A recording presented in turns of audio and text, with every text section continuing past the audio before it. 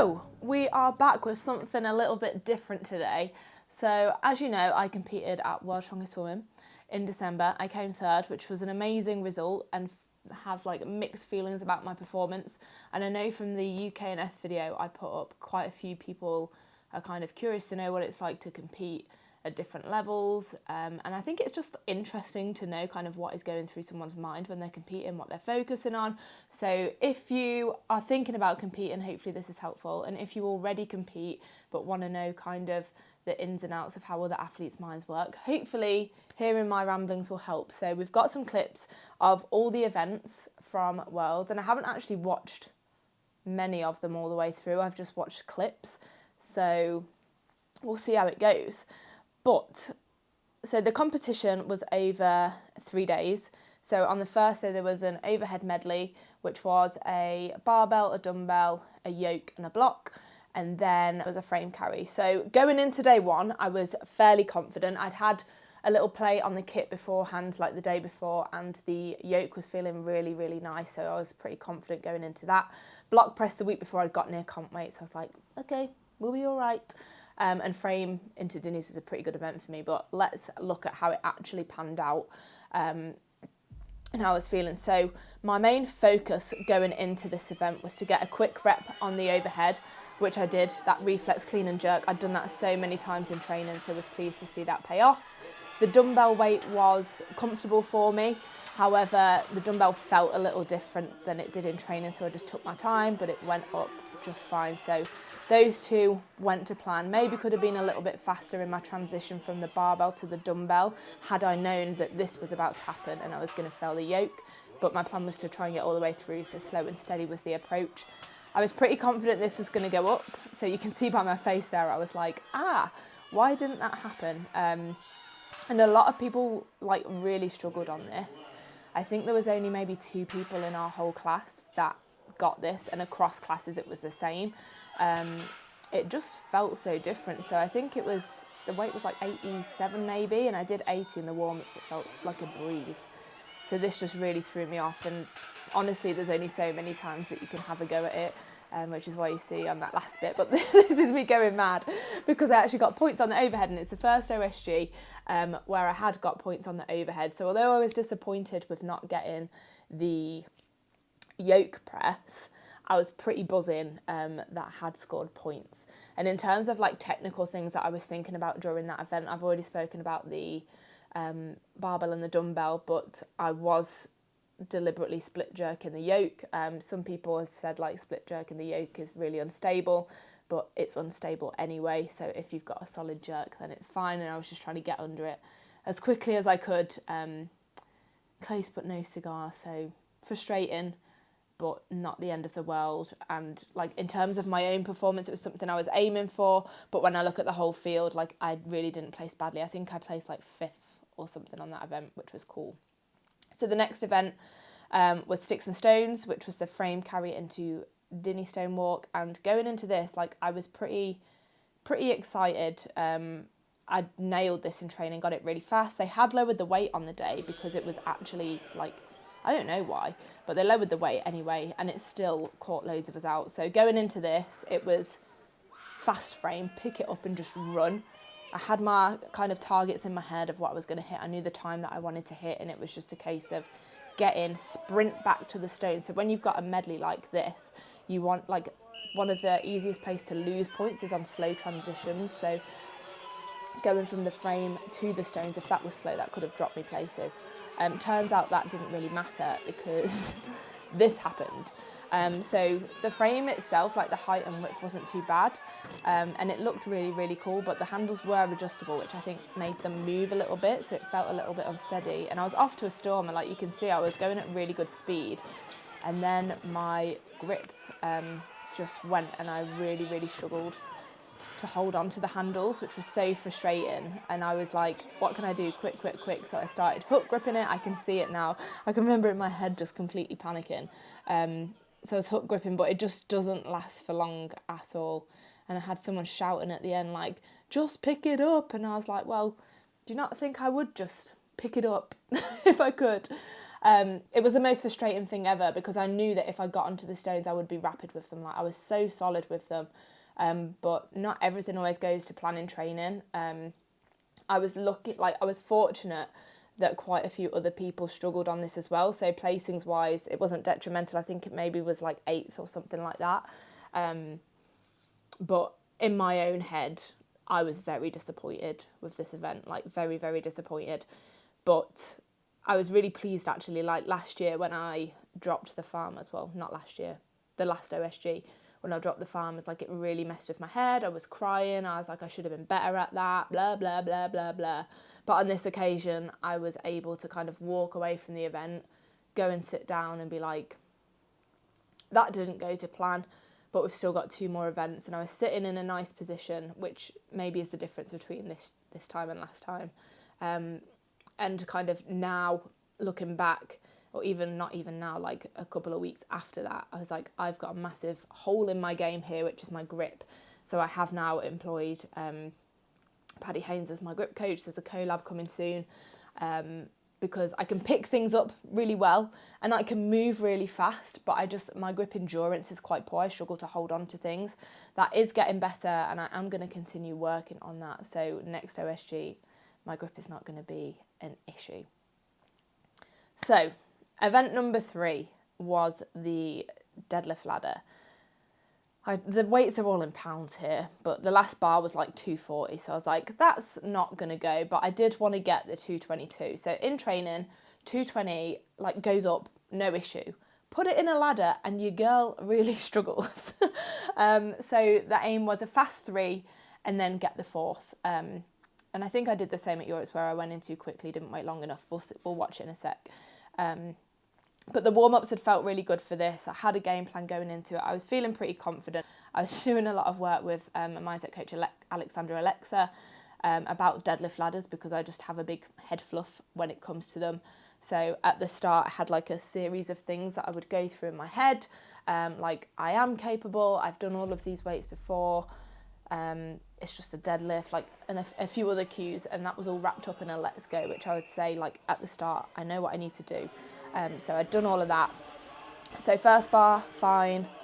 These bars were really sharp as well, and warm-ups had gone really well. So I was confident with this one, and I think this bar is the 200, which was just so much harder than it needed to be. I'm not sure why it was so hard, but it looked a bit wonky as well. And at this point, you can see in my head, I'm kind of like, oh, I can see it now. I don't know what I was thinking at the time, but like I look so defeated already. I haven't watched this bit back, but I'm not focused on that 4th bar at all, am I? I'm just looking around, going through the motions. There's not any intent there. Like looking at my body language and my face, going from that 3rd to 4th bar, like that was never going to go. And it didn't. So it was annoying. But yeah, so going into the Go Ruck. So this event was awful in training. So I've been training on rubber flooring, which was terrible, but it prepared me really, really well. I knew that my drag would be quite fast. Sandbags I'm notoriously like not that great at. It's been an event I haven't really enjoyed for a long time, but training had gone pretty well, and in my head, I'd prepared, I'd got all my plan again, I'd done some if and then. So often when we visualise, we think about things that can go wrong, which I always used to do and just used to try and block it out. But with the work I was doing with Alexa, it was make a plan. So like, if this does happen, then I will. So going into this, it was, if I drop the sandbag, then I will keep my focus, pick it up and go again. So I knew that nothing could go wrong. Like none of the weights are ifs or buts on this. The weights are all fine. So it was just about keeping switched on and being fast. And when I looked at the events, this event made me not want to do Worlds actually. But doing it, I actually had so much fun. As you can see, I managed to pick the bag up. I'll rewind that here. So a lot of like time could be wasted here on lapping and loading this bag, but it's not actually very heavy. So being able to just pick it up from the floor, one motion it doesn't need to be super high. I'm only carrying it 10-15 meters. So that saved a lot of time. And then trying to sprint back here. So see, going fast. I'm not going that fast because of the bloody rucksack, but the aim was to go fast. And again, don't mess around too much with the grip here and just go, rather than getting it up. I'm not doing it for distance, I just need to get it a short way. Popped it in, was happy with that. And then this bit got real competitive, so I started and kind of had to adjust my grip because I was going too fast.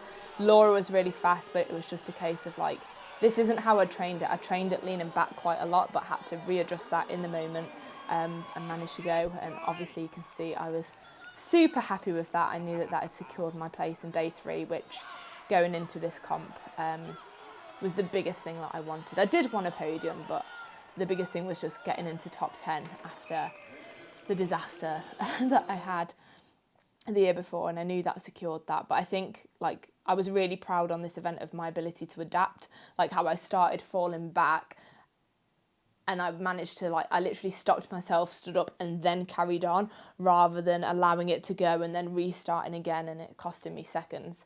And as you can see, I was super happy here, like walking around like I owned the place, which is quite funny. Lauren did an awesome job there, and I had like Nancy and Laura the other sides of me, who also did a great job. So event 5 on day 3, so first event of day 3 of the finals was the sandbag throw. So I was really good at this before, and then in this prep I just had an absolute mare, and I could get the bag really high but it just wouldn't go back, and I don't know what. And then I tried changing my technique a load of times. I used to do it with my belt on. I took my belt off. I did have a bit of a niggle actually from day 1. I had some hip and glute issues in the prep, and knee issues, but the knee was fine day 1, knee flared up day 2, went to the physio of the morning of day 3, and they really helped me out. So it wasn't going to put me off, like I had a job to do and I was going to do it. But yeah, the sandbag throw was one I wasn't really sure how it was going to go. I probably wasn't ultra confident, like I knew I was capable of things, but it wasn't my best performance. I was quite slow in between, so I was just making sure that it had gone over, whereas I should have, as soon as I'd let go, I should have really gone on to the next bag. So in my off season now, I'm working really hard on fast transitions, but you can see there where it went up plenty high enough, but didn't go back, just about made it there. And I think this is where I started to have a disaster now. Like I completely slowed down because I've been put off by that last one not going over. Like I could have done this so much faster. It's so frustrating to watch. And then it just carried on like this. And I think on bags you only have so many hits, especially with the heavier bags, and then your power just completely goes. And that's kind of just how it is. There's nothing you can really do about that. Your energy systems can only work so fast. But you can see I completely lose all extension, like my technique went out the window. Nancy's killing over there, look at her. It was cool though, like at this point I was just like, oh my god, I'm out with the winner every single time because I was sitting in second. And to be out in the final 2, like all the other OSGs I've watched, when the person, like the person in the lead and the other person are going out, I'm like, imagine being that cool that you're that person going out last. How cool is that? And I was that person on day 3. It was really fun. And then the last event was stones. So at this point, I was sitting in second. I think Jessica Mitchell was like very close to me, and maybe Sherry Zimmerman was very close to me as well. I know Jessica's very good at stones. I didn't know how anyone else was at stones really, and I know I'm okay. And I swear I have never been as nervous as I was for this event. Like from the time we finished sandbags all the way to the start of stones, I was like this. I was a nervous wreck. I went and lay, like I had my little Udi on, I went and lay out in the corridor. I was listening to like music to get me really hyped, and it was like to the point where I was nearly crying. If you've seen any of the videos, if you looked at the YouTube video of the day, like you can see before that event, I was just like, I go into this state before I compete, and it's really hard to explain, but it's like absolute 100% total focus. It's like everything. It's this really weird buzzy energy that you can't really explain, but that's what I had going into this event. It was kind of all or nothing. It was I could secure second place at Worlds, or I could fall off the podium based on this performance. And having never thought I would ever get podium, the kind of prospect of that being taken away, or me losing that, it wouldn't be taken away, it would be me losing it, it would be on my performance, was pretty like intense. And you can see that intense feeling here as we start the stones, but it was all or nothing. And stones like never seem to go that well in training, but in competition, I just love a stone run. So I knew if I did what I know I can do, I would be fine. I wasn't really sure whether I was going to one motion or lap and load. I kind of just left it to flow state to see what happened, which maybe isn't my best advice. I would normally have a bit of a plan going in of like, I'll lap and load this one, I'll one motion this one. But because it was literally like, you need to do this or you're going to lose your podium spot, I was like all out. So one motion to 80. My boob popped out, which was a little bit distracting, but you know what, we carried on.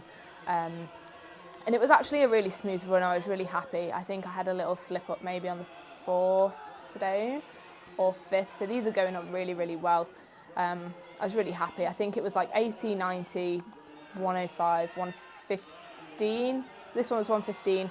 This one was 125 and the last one was 136. My stone PB is 130. I've got 140 up, but not quite over. So there I had a little trip. So if we, oh, there's Nancy winning in the background. She was amazing. I'll talk about her in a sec. So on this going back, so you can see like, I think my feet are a little bit too far back. I would normally start with my feet a touch further forward.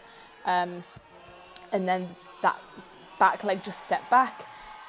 Oh my God, it looks like at this angle, like my leg could break. I was very lucky. I just wasn't balanced at all. But managed somehow to get back in and pick it straight up, which I was really, really happy about. I knew at this point I'd done enough to podium because the other girl that could have taken a podium spot from me, I think she just loaded the 4 stones, or she may have got 5, but it was like right before the time. So I knew I was good. So I think I wasn't like super committed on this last stone because I knew Jessica had finished this stone run in a really good time. Nancy next to me had obviously just finished. I was already happy with what I'd done and had a little hug without getting tacky all over each other. But yeah, Nancy, who was next to me there, who won and is under 73 World's Strongest Woman, is just a phenomenal athlete. I competed with her last year.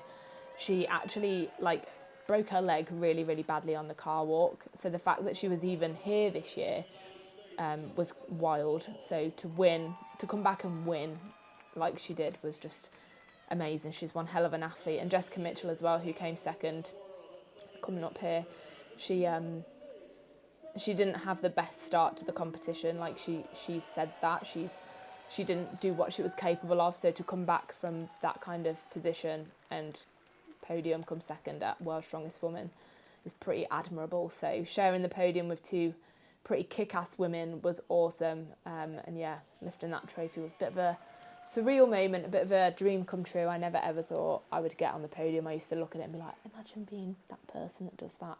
So that was really, really cool. I don't know if I've actually gone through in the way that I intended. I was going to focus more on technique and things, but I don't know. It's been quite nice to just watch through all of the events in the way that we have. So hopefully it's been helpful, hopefully it's interesting. I know we spoke over the events immediately after, but there was no kind of video, so hopefully just getting that insight into competition is helpful, interesting. I don't know if you've got any questions of anything else that I was focusing on. If you want any more videos like this where I break down performances, either my own performances or performances of others, let me know. But for now, that's it. Gus is coming in, he's been let loose. If you're not subscribed already, get subscribed to the channel. Come on then, Gus says subscribe, and I'll catch you at the next one.